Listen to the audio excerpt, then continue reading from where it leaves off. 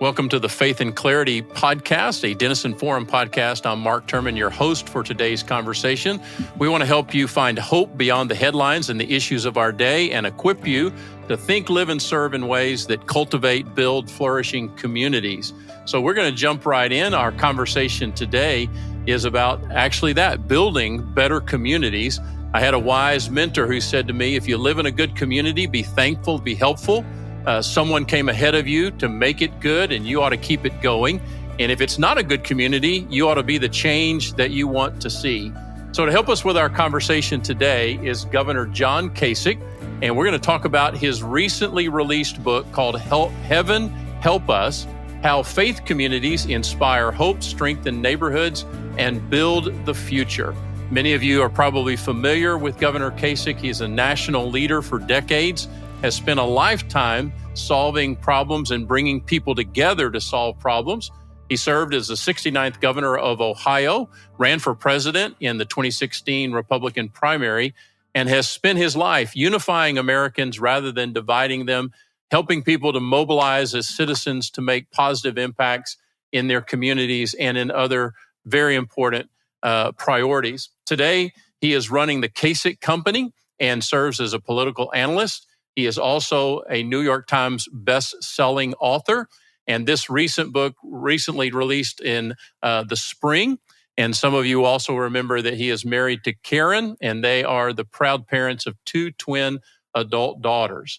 Governor Kasich, welcome to the Faith and Clarity podcast. Thanks, Mark. Thanks for having me. Appreciate it. We're glad to have you with us. It's a real honor to have you as a part of our conversation. Just to give our audience a little bit of framework for our conversation about faith and faith communities, talk a little bit about your own faith, how it inspires, motivates, and guides you in the work that you're doing today. Well, I mean, it's just part of my life, I guess is the way I would say it. Mark, I think about it all the time. I read, I study. In fact, it's funny, I have an Old Testament scholar who's a friend of mine by the name of Tremper Longman. I don't know if you ever heard that name. But Tremper is like the Old Testament guru, which is really amazing. So I can call him up about anything. And I asked him the other day, not that he doesn't know about the New Testament, but because he did a commentary on the book of Revelation. But I said to him, I'd like to have your counterpart in the New Testament area, because I always have so many questions, and I have friends that I talk to, but I want to have somebody that's really spent a lifetime studying. And so I'm hoping to speak with this gentleman next week, and I always have a million questions, and they're important to me. These questions are important because it has to kind of all fit in my head as to how everything works. And but I've tried to be humble. I fail. I want to slow down when somebody speaks to me and listen to them. I want to help people whenever I can, even if it's not easy or something that is natural in terms of how I can give them a solution. But I want to help them, and it's all connected to my faith. It's it's hard to say that there's this piece and this is faith and that piece, but that's not. And I think it all becomes part of you if you are interested in making it that. Yeah, does absolutely. That make sense? Yeah, not separating Sunday from Monday. And just, and I think it's hard for a lot of people to. I think it's hard for a lot of people to get that. I'm not sure that those who are believers have been very compelling about convincing people they need to move from Sunday into Monday and Tuesday and Wednesday. They got to understand why, and I'm not so sure that they actually hear why. That doesn't mean that we don't have a lot of people that do that, because I think we do, but there can be more, for sure. Yeah, absolutely. Yeah. How do we integrate faith into every part of our lives, not compartmentalizing it? Let's talk about this book a little bit. I believe it's your sixth book. Right. Which is pretty significant. I've had a little bit of experience in writing, and books don't just generally come easy. But what is the backstory of this book? As we get into a little bit further, I could have seen how a faith leader or a pastor might have written a book like this, but what was the backstory that inspired you to write it? Well, it's my second faith book. My first one was called Every Other Monday. It was a bestseller as well, which was kind of shocking. And it was a story about a Bible study that I was involved in starting back in 1987. By the way, it's called Every Other Monday, and that study still goes to this day, every other Monday. Yeah. And but during COVID, I found out that preachers were being really deluged with their parishioners trying to tell them that they need to get involved in political discussions, and I didn't like that. So I gathered some theologians to see if we could come up with a statement as to what it meant to be faith-driven. Got all these theologians together and couldn't agree on the first word, let alone a whole statement. And one of my friends involved in the project said, why don't you just go ahead and write a book? And so that's what led to this. And then I also felt that this is a handbook really for how people can navigate today. I mean, we're polarized as a country. We're frustrated. And I saw this as a playbook for people to overcome their frustration, get involved in doing something significant of which they have passion about, and using the faith institutions, which are not looked upon as favorably as we would all like, to provide a platform or a clubhouse for changes involving, foster care, homelessness, or human trafficking. I mean, it's a place where you can go, hopefully, and you can get the leadership there to say, yeah, I'll help you solve this problem. What happens with autistic children as they age? Where are they going to be when mom and dad are gone? I mean, these are all things that I think that churches at the local level and synagogues and mosques can participate in and sort of renew where we are, because all change comes from the bottom up, and we are a strong country when we are engaged, when we keep the faith. Right. Yeah. Let's go down that road a little bit further. You're talking about all gatherings, religious faith communities can be important, influential, even though churches and faith communities, like almost every other institution in our country, is being questioned and challenged. But I just, as I was reading your book, I thought it was a unique approach, because there's so many books that try to inspire and instruct us, built around an individual. I think of Wilberforce and the slave trade, and stories that's a great about man. him. What a hero, huh? And so many things about a hero who is kind of the epitome of a movement. But I love this idea that you really built upon about, hey, walk into your faith community, be it a church, be it a mosque or synagogue, and ask these people that you do worship and that you do life with to help you solve a problem. Yeah, right. What kind of started you down that idea as opposed to just telling stories of heroes? I don't know, Mark. It's just, I don't know why. I never thought about any other way to do it. I mean, I believe in bottom up. I believe that people themselves can have real value, and sometimes they doubt their ability to achieve significant things. There was no one moment where, I said, I got to do this. I know there was a discussion early on about just really kind of separating those who do great things from faith institutions. They were like, well, wait a minute, what if they're not connected? I said, well, that's for another book. But for this book, I want to talk about the partnership that really can make a difference in terms of how our communities function. Yeah, and really does a great job of unpacking that. You mentioned a little bit earlier about... Mark, the way it works is, when you write a song, when you write a book, I haven't written any songs. I would try to write one, and my wife laughed at me, so I gave that up. But it's like, writing a speech or writing a book or whatever. Things kind of come to you, Yeah. I mean, you were a pastor, at a church for 25 years. And so you've got to deliver a sermon.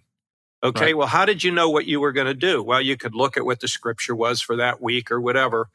But your best ones, I bet, will be ones that sort of came to you. You went, I think I want to do that. And so I don't know if I'll ever write another book on faith. I'll tell you this, I find it to be really cool that there are people who are like really recognized theologians. What's his name? Lucado. I forget his first name. Max Lucado. Yep. Max Lucado. I mean, I'm on this list with faith leaders, and he's like 6 and I'm like 12. Not that I'm flexing my arm talking about how great I am. It's just I thought it was really cool that I could have connected to some people on this subject. So, I mean, who am I to write, right? Yeah. But then again, who is anybody to write? Sure. Yeah. And just great that God puts you in places where he wants you to have a voice, and you can never imagine that might have been a place that you would get an opportunity or a voice. Well, one of the things that I'm really concerned about is the issue of objective truth, and whether you are, wherever you are politically. I think the one thing that can unite us, rather than discussing, what your politics is or who you like or what issues are or whatever, I think it's this question about, as a society, how do we do when we don't have objective truth?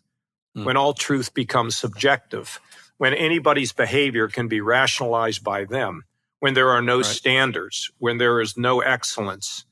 And to me, this is the biggest challenge that faces our country today. And how do we restore the sense of objective truth? And I guess this is what Pilate asked Jesus, right? What is truth? Sure. So, and in a world where we can't, not only are we having our own subjective truth, but at the same time, all of us can't figure out what's true and what's not when we look at the deep fakes and the use of technology to, I mean, this is all serious stuff as we head forward. So to some degree, I have my political thoughts and I can argue for them. But what I hope will connect me with others is this idea of we somehow have to, all of us, begin to talk about this issue. And I don't think you can get objective truth that's separated from really the faith. Basically the Old and the New Testament lets us know an awful lot about truth. Even though we can argue about that too, Pastor. Yeah, we do argue about it quite a bit. Yeah. But, we're definitely experiencing the chaos of what it means when everybody decides that truth is their truth. Yeah. And that there is no such thing as the truth. Yeah, that's right. That's right. And we're also seeing that technology is in some ways becoming less and less reliable because we're not sure that what we're seeing is truth. I mean, think about what that means for a society. Yeah. Think about the chaos, the confusion that it can create. And so this is a really interesting one that is really a unifying question. Yeah. More than a dividing question, right? Yep. Yeah. If we can't get to some understanding of what reality is, which is another way of talking about truth, then it's going to be hard to find ways to move forward. So as you were gathering up stories, Governor, and you mentioned earlier that churches, faith communities are being pressured to become more politically engaged. Were you encouraged that churches and religious communities were standing up to this pressure? Do you I feel think like it's that divided. I don't know. They get Mark. drug in further and further? I don't know. It's up to but I wanted to, that was a different question than the book. What the book is, and I'll give you a good example. There's a woman that I know who's got a autistic son, and it has been very, very difficult for this lady. And she is trying to figure out what the future portends. And she doesn't know what's going to come of him and what's going to come of her. And I said to her, look, I've written this book, and in this book is a chapter about a lady from Long Island who took this issue on, and she's created some safe space for the adult autistic people who, have challenges and where they're going to live, whatever. And I said, if you look at it, then I said, do you have a church? Well, I never really kind of got the answer out of her. I said, well, if you don't, then go find one. And when you go in and you talk to the leader of the church, if the leader of the church doesn't want to help you to figure this out, then go find another church. And so I think they're open. I think a lot of it is you just have to ask. And it's hard for people. Go bullying into some building and saying, hey, I've got this problem. Can you help me?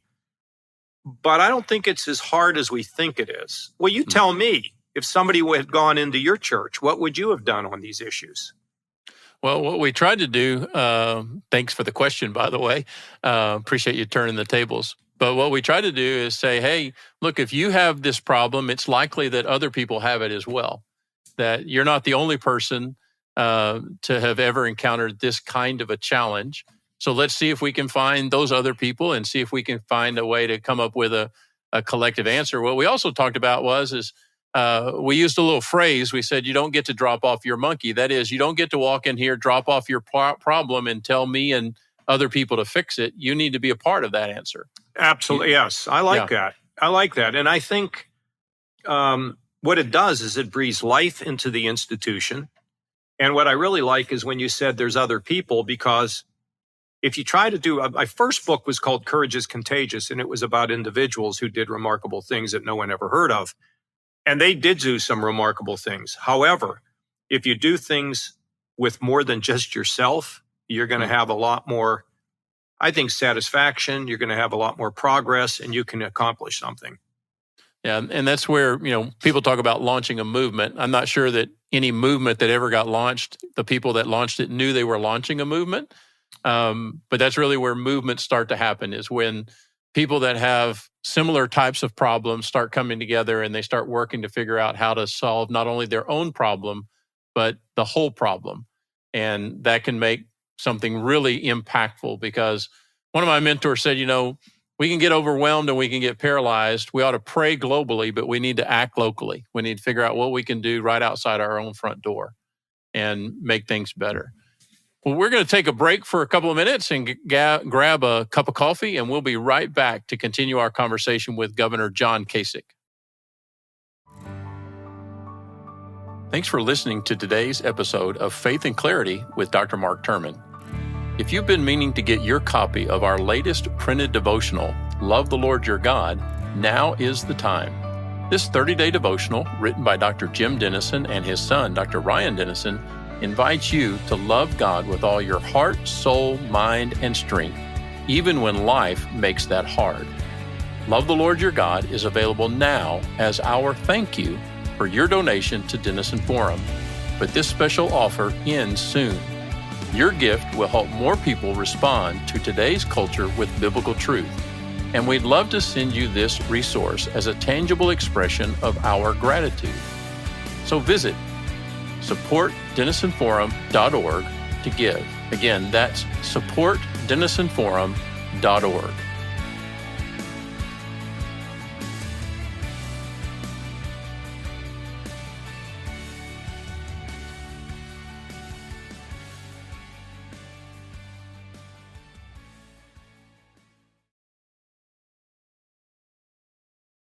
All right, we're back with Governor John Kasich talking about flourishing communities. This book, Governor Kasich, is about all kinds of great stories, great collaborative efforts. Is there one story that you always go to when you are asked about this book? Is there one? Let's not use the word favorite. Mark, I'll tell you. I'll tell you, since I didn't write the book, I do have a favorite in the book. Well, okay? Look, you have 2 adult kids and 3 grandchildren. Now, Mark, which one do you like best? Well, they all know. But let me tell you what my favorite is. My favorite is the story about the group that adopted their local DHS office to try to help the workers in that community that are already in that office. They decided, you know what, we're not going to gripe about what they're not getting right or what they're not getting to. We're going to go and try to build them up, give them encouragement. You mean the foster care story? The foster care story, where they said, you know what, there's already good people working on this problem, and we're going to try to help them be better and more encouraged in their work so that they will then be better for the people that they're serving. I just love that story. Yeah, what's funny about it is it's spreading across the country because the foster care system needs a lot of improvement. And I've encouraged them to take this. And look, what all they've tried to do is to say, hey, you folks have a tough job here. Let's brighten up the building. Let's love the kids more. Let's recognize and respect the parents and the adopters, and it's caught on. And how often do we ever say to somebody who works in the government in what can become very bureaucratic, oh, well, you're doing a great job. Most of the time, we don't do that. And it's a really, really, it's a great story. Look, I would say that I'm going to tell you about the Convoy of Hope, which is the, I think, 27th largest charity now, headquartered in Springfield, Missouri. I went there. And this whole operation got started after a guy who was a writer met Mother Teresa, and she asked him what he was doing to change the world, of which he didn't have a good answer. And so he went home with his buddies, and they took a couple bags of groceries and passed them out in the community. And today, they're feeding 640,000 people all over the world. They're at every, down in Texas when you had the floods, they were down there. I mean, they go everywhere where there are natural disasters. And it's amazing. And the hesitancy I have is, as one of my friends said after we read the book, well, there's no way I can feed 500,000 people a day. And so I said, okay, well, but Hal started feeding like 10. And so you don't want to just take the big stories. And what you're saying about the foster care is something we could all do. My wife has a little mission. It's kind of flaming out a little bit now because people are leaving it. And that is, she adopted her olds. These are people who were old and alone, and she would go and visit them. And the reason it's flaming out is because some of the people she visits aren't around anymore, right? But they became the olds. But she is, kind of changing that a little bit. But to make a long story short, I mean, I think every one of these stories is such where we can really get hope, and we can realize that we don't have to change everything, just change the block we live on. Yeah. But that's a good one. How about the other one where the guy in Omaha had a dream, and 15 years later, he converted it into purchasing land. Yeah. You like that story where there's a mosque, a synagogue, and a church. And he was a guy who was a leader of the synagogue. He's a lawyer. He understands real estate, and he just went about, and now this exists over there, and it's really cool. Yeah, I kept trying to get a picture in my mind about how that laid out on a piece of land where those three faith communities could just Google it. I think you'll be able to see it. I mean, it's really funny, and he's very, very humble about it. Yeah. Even though he's a big cheese over there, he's something else. Yeah, great stories. I was wondering, as you learned about all of these stories, did you learn anything unique about how God calls people into these kinds of actions? Or is every one of these stories just unique unto itself? Well, one of the things that I did learn is it is possible for the faith community to interplay with the government. And as long as you're not proselytizing, you can engage yourself and you can bring about change. And maybe in the course of it, you are proselytizing, but you're not doing it with words, you're doing it with action. Right. And that doesn't mean you're going to convert the government. That's not what we should be doing, but people can see what you're doing and it could inspire them. That was a big thing that jumped out at me. And in terms of, this is really something that I've always believed, which is you just keep plugging and you keep plugging. And two stories that I put in here that are, and as you know, Mark, the first one is about the church down in South Carolina where people were shot and yet the family forgave them, or the story about the Tree of Life in Pittsburgh. Those are bookends, and I put them in there because there's so much in my mind. But everything in between is about these individual actions, and it just means people are great. Just take the bull by the horns a little bit, even if you're shy. Yeah. Yeah, having had a chance to visit the Mother Emanuel Church a couple of years ago, and just how was that? Tell us about that. Yeah, just so profound. Such a beautiful city, right in the heart of a beautiful, beautiful city. And then, having been a pastor and sat in those circles and led those kinds of Bible studies with 10 people sitting around, I just, I guess, can't imagine the brutality of that. And then the Tree of Life Synagogue as well. These these shootings have just become normalized in some ways for all of us, and just realize that they are a terrible commentary on where our culture is.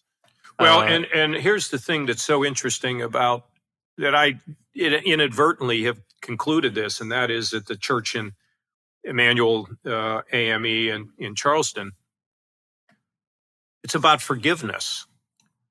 And you think about, I mean, as a pastor for so many years, right? And you're once a pastor, always a pastor. Yeah. How many times have you seen people come in that had a real anger and a hatred towards members of their own family, which doesn't even make any sense? Yeah. You know, and you didn't take care of dad as much as you should have, or why did you get that extra money that I didn't get? Or I had a friend and he looked at me the wrong way, and it happens to all of us, me included. And what we begin to realize is it doesn't cost us a lot to forgive. Yeah. Right? And Yeah. I bet you had to counsel people to that. I have no doubt that you had to. Yeah. And it's one of the biggest challenges, right? In one way, it doesn't cost us anything. And one way it costs us almost everything, is to humble ourselves and not only to receive forgiveness, but then to be able to extend it. And that's just a big challenge that we face continually in the walk of faith. Governor, how have you seen... Let me just tell you one little story about this, because I have a friend who, he and his brother didn't get along because his brother felt as though he had carried the load as his father was dying. And my friend didn't do enough. And they were really split for a number of years. And I was talking to my friend, who will go unnamed here, and I said to him, just call your brother up and tell him, you wish you could have done more and you're sorry you didn't. Voila. It's all healed. Yeah. It's healed. Isn't that amazing? Yeah. Just the acknowledgement, right? Yes. Just the acknowledgement. Yes. And hey, I wish it could have gone better. Absolutely. Somebody listening to our conversation, they pick up your book. How would you suggest they get started? They think, hey, I see this problem. I have this problem. I see this problem.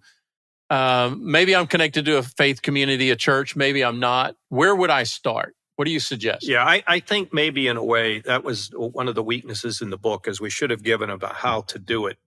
Yeah. So if you're in a church, you got to or a synagogue or whatever, you got to approach the leader.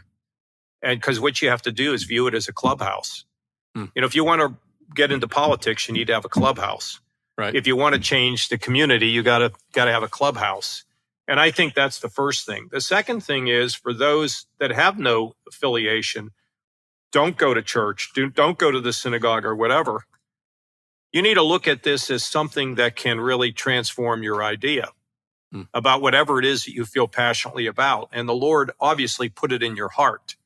And so I think it's a matter of, look, I want to be realistic, Mark. I mean, are people going to do it?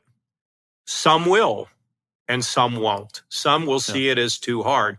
But maybe if you see it as too hard, then you talk to one of these do-gooders who you roll your eyes at about, and say to them, hey, what about where you go? You got all this religion stuff. Okay, let's put your money where your mouth is. Let's go and see if we can, let's see if we can get something done here. Because most people, when asked, will help. I mean, I think people are pretty good. They have the capability to be very good and the capability to be very bad. And I think we need to take advantage of the good. Yeah. And give them good places to use their time, energy, and effort. Right. Absolutely. Exactly. Yeah. Well, Governor, we hope that people will be helped by the book. But before you get away, I'd be remiss if I didn't ask you a few more broad questions about the place where we're living in now. We want people to live in civil ways in uncivil times. We talk about that a lot around here at Denison Forum. You know that we've got redistricting battles going on here in Texas where we're based. California's heating up around that. Heard one politician describe this is war. Where do you think people on the right and left are missing each other? Where are they misunderstanding about each other?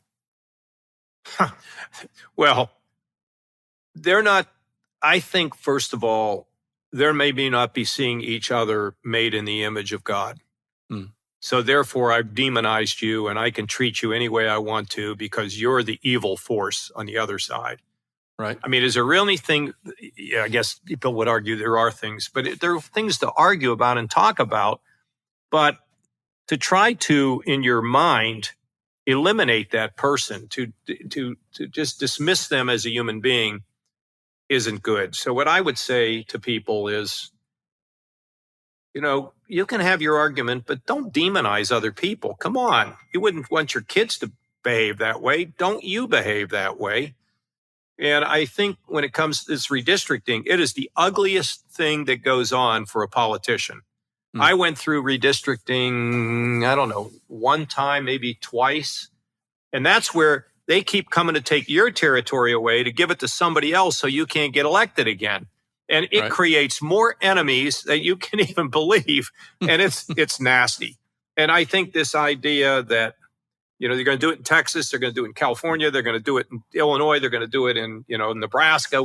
It's just, again, another race to the bottom, which creates more cynicism. And I just wish they would leave it alone. I mean, where you have to redistrict, you should. I think redistricting itself, gerrymandering, is just a terrible thing. But it all comes from the notion that, why are we in this? And why are we look at people that hold a different point of view? Why do we look at them as being evil? They're not evil. They're just people who feel strongly about another way of doing things. So what? Right. Yeah. Get over it. And don't be boring. And maybe do a little more listening. Yeah. Well, we laugh around here. Here's a couple things we haven't heard. Oh, I never considered that point of view before. Maybe you're right. Or, I'm not sure I agree with you, but I like you anyway. Yeah. I mean, why can't we bring that back, Mark? No.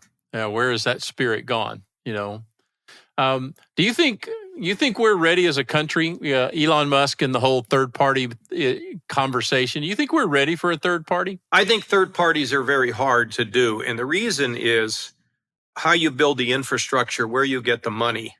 And in addition to that, if I have a lady who works with me who's investigated this, she said people are more willing to give up their the religious inclinations they have from their parents than they are to give up their political affiliation. Oh, wow. We cling to what we are. And it was okay that we did it before, but now we look at the other side as having absolutely no value. And that's just nonsense. We're good when we're a collection, when we're a potpourri of opinions, and we can learn from one another. Yeah, absolutely. It seems like my whole life, maybe our whole lives, have been in an environment where we've had what I would generally describe as an anemic Congress, a celebrity, a long run of celebrity presidents, and now we're kind of into what feels like questionable judiciary in some ways. How do you think, is that the way we're always going to be from now on, or is there a pathway to rebalancing the three branches so they work better together? Well, you want to have all three branches, and the legislative branch has kind of turned all of its power over to the executive, and we don't want the judicial branch to be viewed as, what's your party, and then you get picked. But Mark, let me ask you a question: who would you miss more if they went on vacation? Who would you miss more? Would you miss the Secretary of State or your trash man? Yeah, well, the whole purpose of this book is to realize that we have to drive the change we seek from the bottom up. Politicians are never leaders on this. They're always followers, and they follow what the people want. And that's basically what's happened in politics today, if you're on the right or the left. If you deviate from that, then these people yell at you, okay? And it scares you, and then you cave in and all that kind of stuff.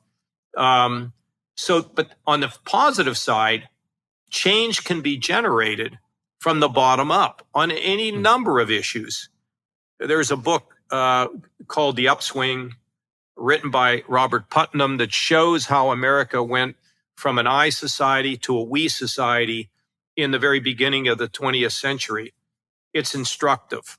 If we want to change things, if we want to knock it off, it starts with us, and we drive the change up. I'm not voting for anybody who's a hardcore, ideologue on either side. And you know what I look for? Character. Who's got character? That's who I will give my vote to. Yeah, that's a good word. Do you have, as you've been involved in so many different levels of government, so many different levels of community, what's your perspective on religious liberty? Do you feel like it's at risk in our culture significantly? I think we're doing fine. Think the wall is strong? Oh, yeah, I think we're doing just fine. And I don't like the idea that the government should not be interfering with it. And we shouldn't try to get government to promote what we want, my opinion. They're two separate things. But at the same time, for all of us who are motivated, by our faith, it influences what we do in our everyday life if we're doing it the right way. Yeah. I'm not worried about religious liberty. I think it's a red herring. Okay. One last question, then we'll let you go. All right. Which is, how close do you think America is to embracing a political leader who is not from a Christian orientation or a Christian faith? I don't know. I just don't. I mean, I don't know I don't know how to answer that question because, as you notice more and more, our political leaders. I was just reading an article about a guy running for governor of Iowa, and he's quoting the Bible all the time. He's a young, rising Democrat. I mean, I think you see the expression of faith coming more and more out of our athletes, and a lot of times out of our politicians. Hopefully, it's not a code word. It's not a. But right. No, I think when people vote, they're looking at character and they're looking at the totality of the men and the women. And the fact that they have faith in a higher power, I think, matters to Americans. Yeah, really, really helpful. Yeah. Well, Governor, thank you for your time today and for Mark, thank you. Your investment in all of us in so many different ways. And folks can find the book on all of the major book providers. Heaven Help Us by Governor John Kasich. And we just want to thank you for being a part of the conversation today. I want to thank our audience for following along with us today. If this has been helpful, please rate, review us on your podcast platform. And we'll see you next time on the Faith and Clarity podcast. All right, Mark. Thank you.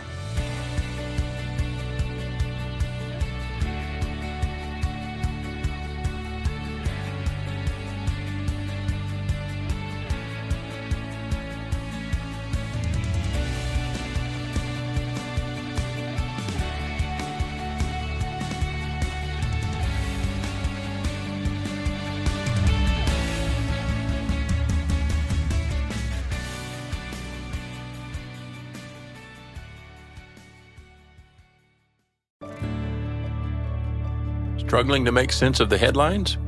At Denison Forum, we cut through the noise with the Daily Article, a 5-minute Christ-centered briefing that hits your inbox every morning. If you love the Faith and Clarity podcast, this is the perfect next step. And when you sign up today at dfpodcast.org, you'll get a free ebook, Respectfully I Disagree, by Dr. Jim Denison. Stay informed, stay grounded. Subscribe now at dfpodcast.org or just click the link in the show notes.